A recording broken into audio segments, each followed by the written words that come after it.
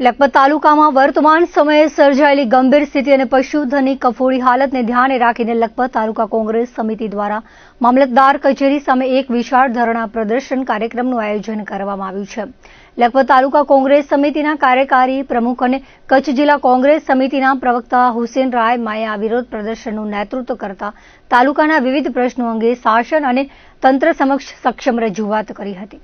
તેમણે માંગ કરી હતી કે સમગ્ર લખપત તાલુકાને તાત્કાલિક ધોરણે સંપૂર્ણ અછતગ્રસ્ત જાહેર કરવામાં આવે અને પશુધનને ઉગારવા માટે ઠેર ઠેર કેટલ કેમ્પો શરૂ કરવામાં આવે. આ પ્રસંગે વિગતો આપતા હુસેન રાયમાએ જણાવ્યું હતું કે તાલુકામાં ગરીબ ખેડૂતોએ મોંઘા ભાવના બિયારણોનું વાવેતર કર્યું હોવા છતાં યોગ્ય પરિણામ ન મળતા તેમને ભારે આર્થિક નુકસાન સહન કરવાનો વારો આવ્યો છે, જેથી તમામ પીડિત ખેડૂતોને તાત્કાલિક યોગ્ય વળતર ચૂકવવામાં આવે. આ ઉપરાંત તાલુકામાં પીવાના પાણીની વ્યવસ્થા સમયસર પૂરી પાડવામાં આવે તથા વીજ પુરવઠામાં જરૂરી વધારો કરવામાં આવે તેવી મુખ્ય માંગણીઓ સાથેનું આવેદનપત્ર મામલતદાર સાહેબને સોંપવામાં આવ્યું હતું. તાલુકાની ગંભીર સ્થિતિનો ચિતાર આપતા હુસેન રાયમાએ ઉમેર્યું હતું કે લખપતમાં સરકારી ચોપડે 1.5 લાખ જેટલું પશુધન નોંધાયેલું છે, જેની સામે ઘાસચારાનો જથ્થો તળિયે પહોંચી ગયો છે. પરિણામે પશુપાલકો પોતાના પશુધનને બચાવવા હિજરત કરવા મજબૂર બન્યા છે અને કેટલાય પશુઓ મોતના મુખમાં ધકેલાઈ રહ્યા છે. બેખડા ગામ જેવા અંતરિયાળ વિસ્તારોમાં પાણીની ભારે તંગી સર્જાતા KLTPS તંત્ર દ્વારા ટેન્કર મારફતે પાણી પહોંચાડવામાં આવ્યું હતું, પરંતુ પશુધનની મોટી સંખ્યા સામે તે અપૂરતું સાબિત થયું હતું. રૂપિયા 20 થી 25 પ્રતિ કિલો આપવા છતાં ઘાસ મળતું નથી, ત્યારે શાસન દ્વારા યોગ્ય પગલાં લેવાય તે અત્યંત જરૂરી બન્યું છે. આ લડાઈ કોઈ રાજકીય ફાયદા માટે નથી, પરંતુ તાલુકાના ખેડૂતો, માલધારીઓ અને મૂંગા પશુધનના હિત માટેની છે.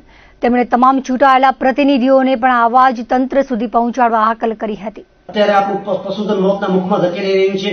તાલુકામાં 70,000 કિલો ઘાસ હતો. લખપત તાલુકાનું પશુધનની સંખ્યા છે 1.5 લાખ ઓન રેકર્ડ, અને ત્યારે ઘાસનો જથ્થો 15-20 દિવસથી પૂરો થઈ ગયો છે. લોકો હિજરત પોતાના પશુધન સાથે હિજરત કરી રહ્યા છે.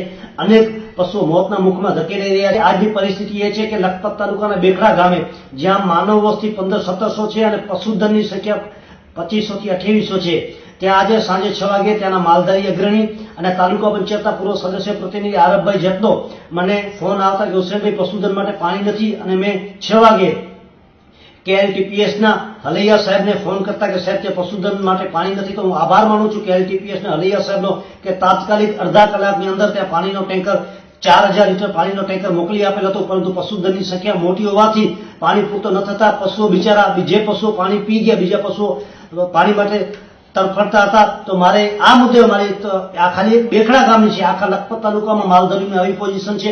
20-25 રૂપિયા કિલો આપતા ઘાસડીઓ મળતી નથી.